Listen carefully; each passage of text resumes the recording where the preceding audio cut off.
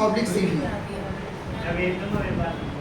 ठीक है, resume oblique CV, ठीक है, आपके ग्रुपों में भी आ जाएगा ये, ठीक है। बाकी लिख ले नोट्स बनाने के लिए। आप सभी को यहाँ पे जाने का मैं बात कर रहा हूँ। फाइनल पॉइंट, आपके रेज्यूम और CV कैसे आपको बनानी है, कुछ मेन पॉइंट्स मैं आपको बता दे रहा हूँ। सभी को पहली बात ध्यान रखना है कि आप लोग को रेज्यूम नहीं, आपको बनाना है CV, ठीक है। ध्यान रखिएगा, रेज्यूम IT या किसी भी बड़े सेक्टर में जॉब करने के लिए नहीं है। रेज्यूम मिड लेवल इंडस्ट्रीज में ठीक है, छोटे मोटे दुकानों में जाना है, स्कूल कॉलेज में जाना है, इट्स ओके, पर आपको CVs बनाना है अगर आपको किसी बड़े कॉलेज में, यूनिवर्सिटी में या किसी बड़ी जगह जाना है। CV का मतलब यहाँ पे क्या होता है, ठीक है, ये तो सुना ही होगा। और अब यहाँ पे आपको ध्यान रखना है कि CV में आपको क्या क्या चीज़ें डालनी है, मैं आपको ये पहले क्लियर बता दे रहा हूँ। फर्स्ट ऑफ ऑल आपको ध्यान रखना है, एक हम लोग के वो देख ले रहे, प्रोसेस देख ले रहे CV का।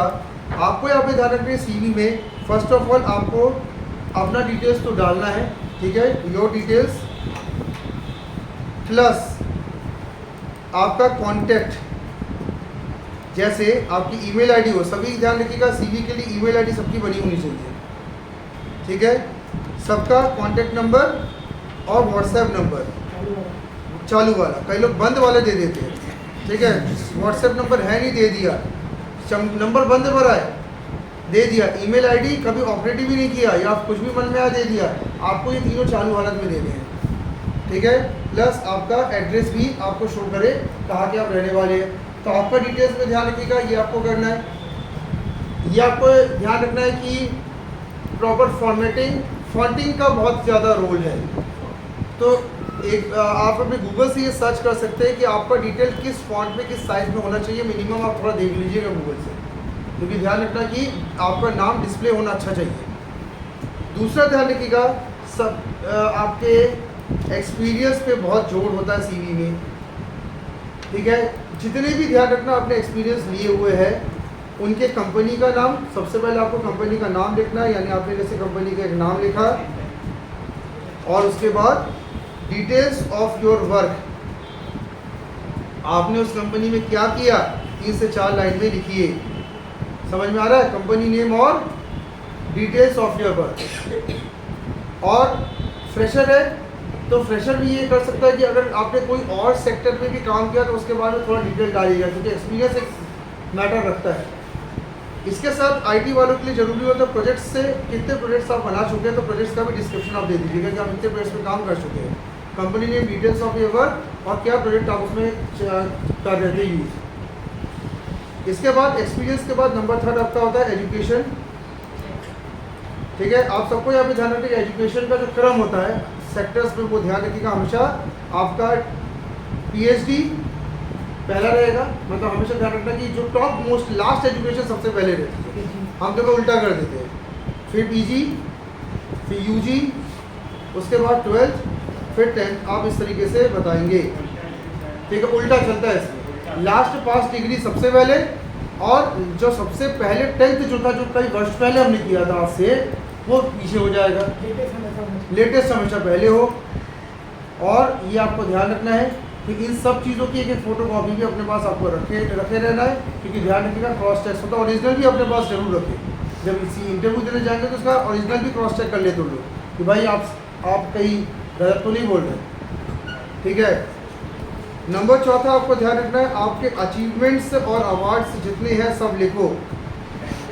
जितने अचीवमेंट अवार्ड्स आपको मिले, जितने सर्टिफिकेट्स आपको मिले हैं, जितने आपको जो है सम्मान राशि आपको अगर मिली है, जैसे मान लीजिए भाई किसी ने आपसे खुश होकर आपको 2000 रुपये, कोई संस्थान आकर आपको 10,000 रुपये का चेक भी दे के गए, सर्टिफिकेट नहीं दिए, आप मेंशन जरूर करेंगे 10,000 चेक मुझे फर्स्ट डिवीजन आने में और 90% मेरिट होने पर मुझे किसी संस्था के द्वारा 10,000 रुपीज़ भी दिए गए, ठीक है। अचीवमेंट्स और हाँ नहीं, आप इसमें मेंशन जरूर करें, देने वाले ले लेते, ठीक है।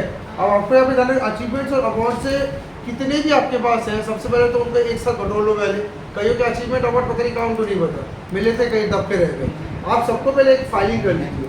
क्या होता है, ये एक इम्पैक्ट डालता है। जब आप देखा जाए कि बंदा इतना ज़्यादा अचीवमेंट ले चुका है, इतना अवार्ड है, तो सामने वाला आपको एक मौका देना चाहिए, ठीक है। तो अचीवमेंट अवार्ड्स का बकायदा क्या करें, इकट्ठा करें और उसको साथ में रिकॉर्ड नहीं है तो एक काम करिए, अभी कुछ ऐसा करें जिससे और उसको अचीवमेंट अवार्ड मिल जाए।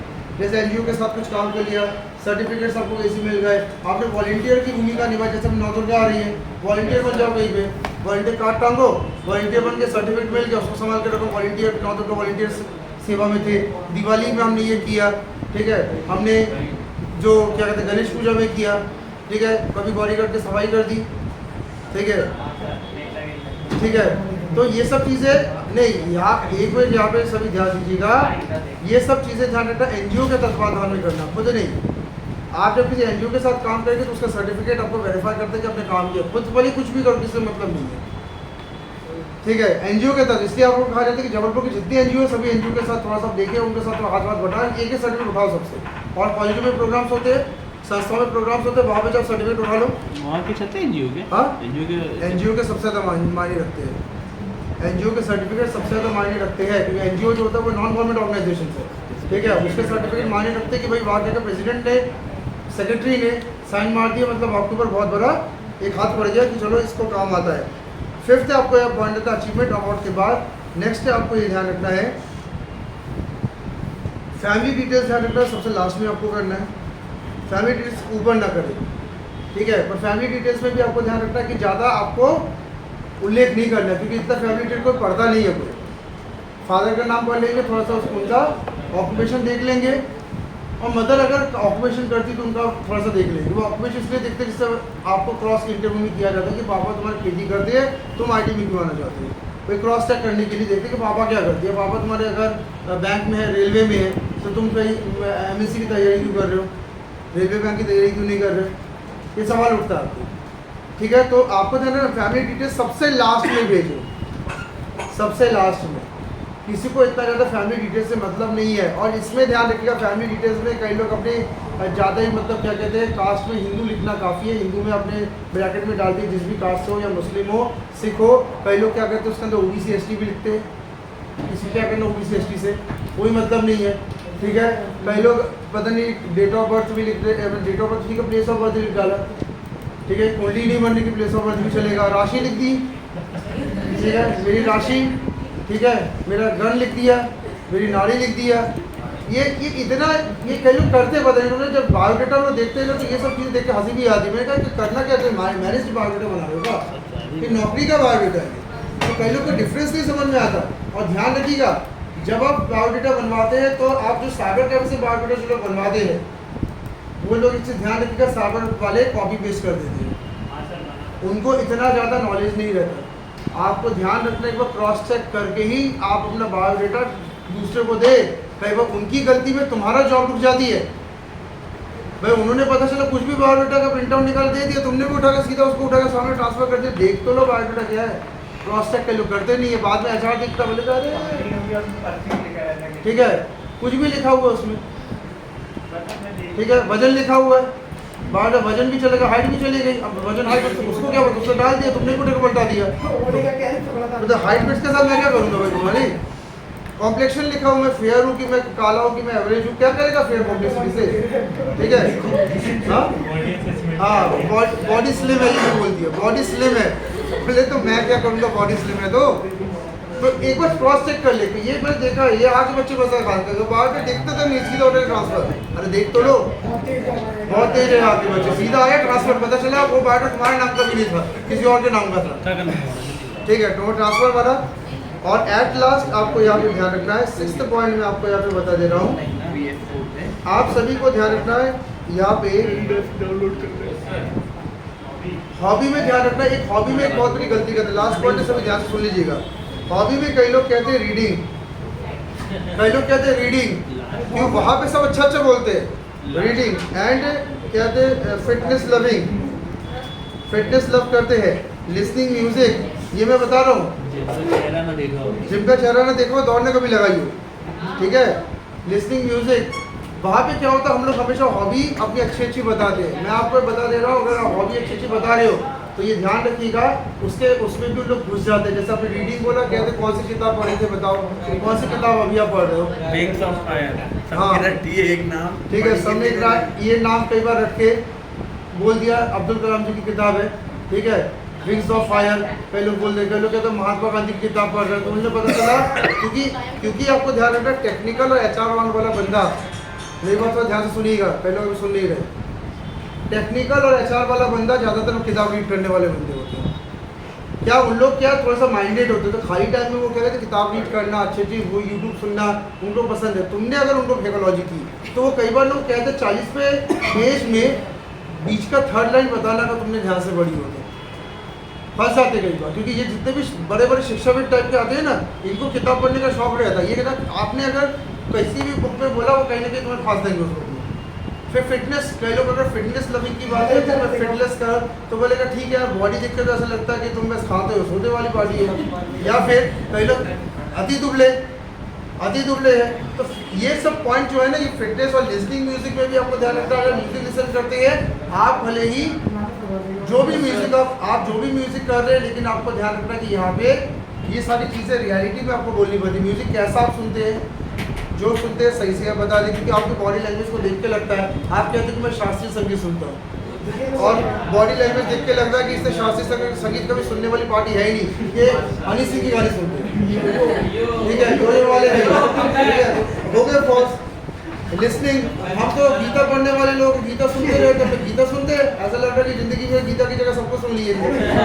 ठीक है, फिटनेस तो बताइए आपको, शरीर की हालत और रीडिंग, तो इन चारों चीज़ों में थोड़ा बैलेंस्ड आंसर दीजिएगा। यहाँ कई लोग फंसते हॉबी में। ठीक है, सही हॉबी बताओ, तो ज़्यादा ना घुमाओ मत। हॉबी में कई लोग घुमाते हैं और फंस भी जाते हैं तरीके से। सही बताओ सर मेरा हॉबी ईटिंग है। ठीक है, ईटिंग है तो ईटिंग है, मैं खाना खाता हूँ, मुझे खाना पसंद है, फूडी हूँ बहुत ज़्यादा। ठीक है, फूड लवर हूँ मैं। कौन सा गुना थोड़ी ना कोई फूड लवर होना, बोल दो फूड लवर है। वो कहेगा कौन सा डिश पसंद है, तुमने डिश का नाम बोला कॉन्फिडेंस के साथ, उसने कहा हाँ लड़का मतलब कॉन्फिडेंस के साथ बोला सही है, फूड लवर हूँ।